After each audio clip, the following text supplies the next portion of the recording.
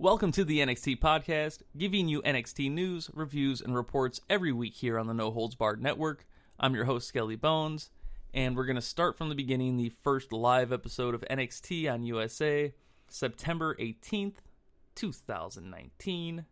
We open on Papa H telling us not to blink, and then opening the curtain to reveal the raucous Full Sail crowd. Our first match begins. We have the Women's Fatal 4-Way with Io Shirai, Mia Yim, Bianca Belair, and Candice LeRae. And I'm kind of going to, let me get my biases out of the way to begin with. I feel like in this match you had three pretty good workers and also Mia Yim. And I hate to be harsh on Mia, but she was by far the least polished in this match. There were quite a few sloppy spots, and almost all of them involved her. Now, that being said, I do think she has a great character, and her promos are actually some of the better on the NXT women's side, actually. She's just got to work on her timing and maybe get, I don't know if it's confidence or what, because I think maybe she got shook after her bad showing with Shayna at that takeover. But anyway, let's get back to the match. This match had an impressive opening sequence. You had Bianca Belair getting a lot of good power moves in there. She got a really sweet press slam on Candice LeRae. And then we had Mia Yim dive to the outside. Io Shirai moonsault to lay out everybody. And we go to commercial. The commercials are going to take a little getting used to, but of course, being on USA, this is something you got to live with. Then we opened back up. As soon as we came back from the commercial break, we opened up to a Tower of Doom spot in the corner. So naturally, everybody ate shit. Then Candice LeRae won with a Poison Rana and a springboard moonsault to Mia Yim. This makes her the number one contender for the Women's Championship. So overall, it was a pretty solid opener. There were some big spots. It wasn't too long. Crowd was pretty hyped for all of it. Mia Yim kind of took it down a little bit, but overall, a really good first match, and I think a pretty good first impression for NXT. Candice LeRae was leaving. She was interrupted before she could leave the ramp when Shayna Baszler's music hit, and out came Shayna and her crew. They pretty much just intimidated her for a minute, and then they went back to commercial. We come back to Adam Cole hype vid, and then Undisputed Era and Velveteen Dream. We get to see them backstage before their match. We have another video package for Dominik Dijakovic and Keith Lee. They'll be having a fight next week. And then we get another recap of Riddle versus Dane, who will be having a street fight later tonight. And finally, we get to the second match of the night. I'm going to use match in air quotes if you can't see it because it's on audio. You have Sean Maluda versus Cameron Grimes. This match lasted about 6 seconds. Maluda rushed out of the corner. Grimes immediately countered with his leaping double stomp finish and pinned him for the 1-2-3. Now, some points beyond the fact that this match was only 6 seconds long. I really like Cameron Grimes. I liked him as Trevor Lee. I think he's got a very unique promo style, and he is a unique wrestler as well. I was happy to see that they finally changed his music and gave him some more something. It's got lyrics that sounds like an actual song. That's always a bonus, and it's a good sign for things to come with him. It's nice to see him getting a push, and I hope we get to see more of Cameron Grimes going forward. And then we have the third match. This was the North American title match, Velveteen Dream versus Roderick Strong. This is your main event on the first hour of USA. This was an amazing match. Just the crowd was hyped all the way through from each entrance. Both guys were over. The Dream is by far my favorite NXT character. He may not be technically the best in the ring, but his promo skills and his just the way that he can work the crowd and he's great. I really love the Velveteen Dream. So anyways, this match starts off a little bit slow. A lot of groundwork. Strong getting a little bit of heat. Then we had Velveteen Dream clotheslining Roderick Strong to the outside, playing some mind games, and we go to commercial. We come back from a commercial with Strong getting his heat back with a backdrop onto the barricade. He continues to work over the back. We had a sleeper spot. Velveteen Dream worked it into a pin, kick out. There was just more heat with Roderick Strong. I mean, Strong probably took about 80% of this match. A couple hope spots here and there for the Velveteen Dream. I think he had a drop kick in there and a couple of other spots. But other than that, it would be one spot and then right back to Strong getting the heat again. Towards the end of the match, we had two backbreaker combos, a normal backbreaker and then the Uranagi backbreaker. Then Strong went for a Boston Crab attempt, which was countered by the Dream. Dumped to the outside. Dream throws Strong into the stairs. Dream throws Strong into the stairs, and both men are down. We cut back to commercial. When we come back from commercial, they're fighting on the top rope. Dream drops Strong and starts to make a comeback. He gets a quick roll-up for a 2 count, and then a Dream DDT for another 2 count. Strong got Dream into the ropes and then had him set up for the draping DDT, which was countered, then countered again to a running knee strike. Strong gets Dream tied up in the ropes again, and this time gives him multiple running forearms back and forth across the apron. Strong got Dream into a Boston Crab. There was a pretty long struggle spot. Dream finally got the ropes. As they're breaking the hold, the rest of the Undisputed Era decides to come out for moral support. We get a ref bump. Cole tries to run in, gets super kicked. O'Reilly tries to run in, gets super kicked. As he turns around, the Dream gets a running knee to the face from Roderick Strong, and then the end of Heartache. The crowd is going nuts because they figure this is the end of the match. Dream kicks out at 2. They go even more nuts. Dream finally has his hope spot. This is going to be hit. He's going to hit the Purple Rainmaker, but before he can, he's super kicked by Adam Cole in the face, which leads to Strong hitting another end of Heartache and getting the 1-2-3. We end our first hour live on USA with all the Undisputed Era holding the gold. You had commentary going pretty hard on the whole fulfilling the prophecy throughout most of this match. They must have said that like 6 times, because Adam Cole had said that, we would hold all the gold. He wasn't Paul Bearer. He didn't say it like that. Anyways, great match. Solid first hour. Really good debut on USA. And we head over to the WWE Network, if you can get it to run, to watch the second hour. We open up the second hour with a replay of the North American title match, a replay of the women's 4-way match. We get a little graphic for Shayna versus Candice LeRae October 2nd, which will be the same week AEW starts. And then we get our first match on the network, the 4th match of the night. Pete Dunne versus Arturo Ruas. I don't know how to say his last name.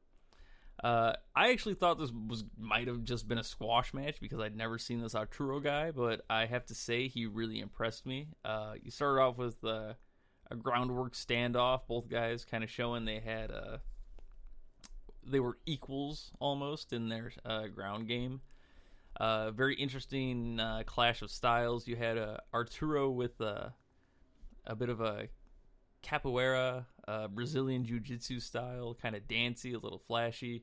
Pete Dunne, of course, the bruiserweight, is just a hard-hitting, he likes his joint manipulation and his stomps and he'll pull hair. He's pretty much a heel that's over as a face. Anyways, so we said, like I said, we start with the groundwork standoff.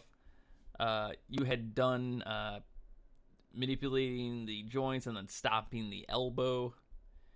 Finger bending back and forth from both men. You had a toe bend spot because Arturo Ruas was wrestling shoeless, so he had his toes available to be bent. Let's see, we got You had two counts from a kick and an X-plex. Dunn went for the triangle choke. Choke was countered into a capoeira kick, and then a German into a pin on Dunn. Finished up with a submission lock, with Dunn getting a wrist lock and then breaking the fingers for the submission.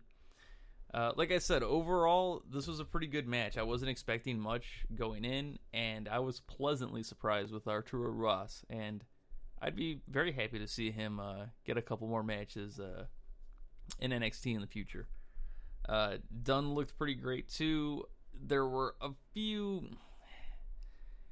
There's still a few things that I think he does that I just don't like. I'm not a fan of the multiple slap spots, and some of the, finger breaking and joint bending things. I feel like if you're gonna break somebody's elbow, you can't have them giving you a German suplex later in the match. It's like, if you're gonna sell it, either have it end the match or lead to the end of the match, I guess.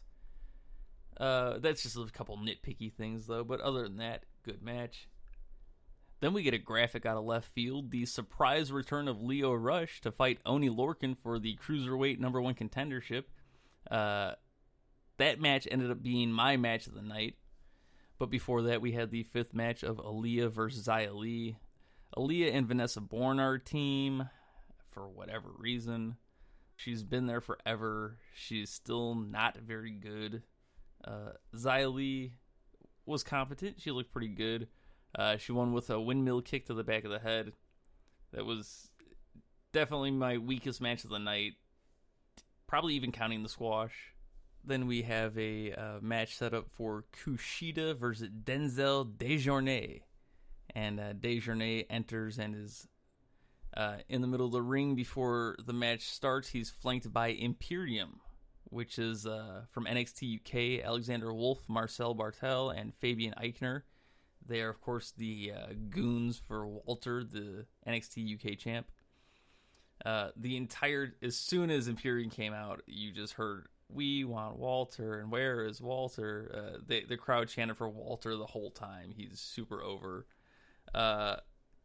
After they destroyed Desjournets, Walter enters. He cuts a promo. He's calling out all non-traditional wrestlers. It's kind of their gimmick, where they're serious wrestlers. And if you're not a serious wrestler, then you should be wrestling. Kushida comes out with his, Back to the Future gimmick. He gets into a tussle with all the goons, takes out Eichner, Wolf, and Bartel. Walter gets a hold of him and looks like he's about to destroy him, but he's able to slip out of his shirt and vest and escapes. So this looks like they're setting up a Kushida-Walter match at some point in time. I'm sure we'll be hearing more about that in the future. Then we get our 7th match, and my match of the night, Lio Rush versus Oney Lorcan for the #1 contendership for the Cruiserweight Championship. Now, this match, I almost didn't even write anything because I was just enthralled watching it. This was my match of the night, by far. I'm a huge Oney Lorcan fan. Just to reveal my biases again, I think this guy's super underrated. I really loved when he and Birch had those couple of matches back and forth in NXT before they became a tag team. I liked them when they were a tag team. I was hoping those guys would get a shot with the titles at some point in time, but it looks like they kind of separated them. I'm not sure if Birch is injured or not, but I haven't seen him in a while. Of course, Oney's been killing it on 205 Live, even though nobody watches 205 Live. And Leo's a solid wrestler. He's a good worker. His backstage antics and personality are separate from his wrestling. But that being said, he is a talented worker, and these two put on a hell of a match. You started out with a bang just from the start. As soon as the bell rang, Oney Lorcan was slamming Lio into the corner with a couple of charges. Then you had Lio hitting 3 tope suicidas back to back to back on the outside. Just an amazing match. Just a really great back and forth match. It was hard hitting, per usual, from Lorcan. I want to say John Cena should not watch this match because he's going to be super jealous of Lio Rush's bottom rope springboard stunner. That was pretty amazing and is so smooth. Like, Cena never hit that thing nice. Like, anyways. You had the Psycho Pump Up by Lorcan was amazing. I got to get a gif of that face when he was rolling his eyes around in his head and firing up. You had the face chops to Lio Rush, then a running blockbuster, gets countered into a standing Spanish fly, and then Rush hits his beautiful looking frog splash for the win. Like I said, I didn't have much written for this match because I was just watching it. I highly recommend you go out of your way to watch this match. And so we've come to the final match of the night. Matt Riddle versus Killian Dane in a street fight. Riddle in a street fight, still refusing to wear shoes, so that's always interesting. Riddle starts off strong. He had a suplex on Killian Dane, actually throwing him around relatively easily. And Dane, in his full biker getup, actually looks like he may have lost some weight. I don't know. He looked decent though. Of course, this breaks down into a brawl. Riddle and Dane brawl to the outside. Then, of course, they brawl all the way outside. You get a shot of the Forgotten Sons briefly. Then as they're fighting by the trailers in the parking lot, you see Imperium just hanging by a random table, like, I don't know, having tea or whatever they do. And pretty much at this point, just it turns into a shit show. You have Dane and Riddle run into Imperium. Imperium's fighting Dane and Riddle, and then the Forgotten Sons come back.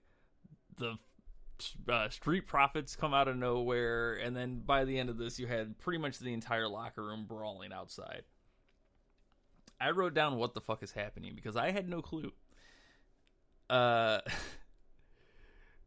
This was not my favorite way to end the first NXT. It definitely will be memorable, but it just kind of was almost too much for me at the end there. As the entire locker room kept fighting and Dane and Riddle fought their way back into the ring, I was thinking it was gonna just turn back into a match, and you might have some of the guys just kind of fighting on the outside, almost like a crazy lumberjack match, but it just turned into a brawl. You had a couple security guys, come out and get tossed. You had some refs trying to break it up, and you finish with Killian Dane hitting a suicide dive to the outside, and then the show just kind of ended. All right. Like I said, not my favorite way to end the match, but it definitely was entertaining, and I'm sure this is just leading to far much more with Dane and Riddle. So overall, for our first 2-hour episode of NXT, I think it was very well-rounded. You had a great opener with a women's match. You had the Strong and Dream match was a great... there was so much hype and the crowd was so hot. You had the great title change. You got to see the Undisputed Era holding all the gold. It was a great visual for your first episode. The squash match was fine. It was quick. You're trying to get over Cameron Grimes. Let's see what they do with him in the future. Other than that, the other women's match was pretty forgettable in my opinion. Probably could have done without that. Of course, the Orkin Lio Rush match was the greatest match I've ever seen. And then we had the Killian Dane Matt Riddle brawl, which just was nuts. So going for next week, we have a couple of matches that were for sure. We have a Keith Lee versus Dominik Dijakovic. And according to William Regal, we're going to have a rematch of Killian Dane versus Matt Riddle. with the winner of that match getting to challenge Adam Cole for the NXT Championship at some point in the future. We're also going to have a return of Dakota Kai, which we saw a video package for tonight also. Now, she may be returning in a match or just promo, I'm not sure. I would assume a match, though. If she's good to go, they're going to want to get her over. So that about does it for this episode. If you want, make sure to catch up on the first 2 episodes we have up of the NXT podcast on No Holds Barred Network. We have a recap of the final 2 taped episodes from Full Sail. And then we also have a episode where I break down the Triple H media call he did earlier this week in response to NXT going live. So, again, I'm Skelly Bones. You can follow me on Twitter at Bones_Skelly. Follow the No Holds Barred Network on Twitter at NHB Network. And follow the NXT Podcast at THENXT Podcast. So thank you for listening, and be sure to join in next week.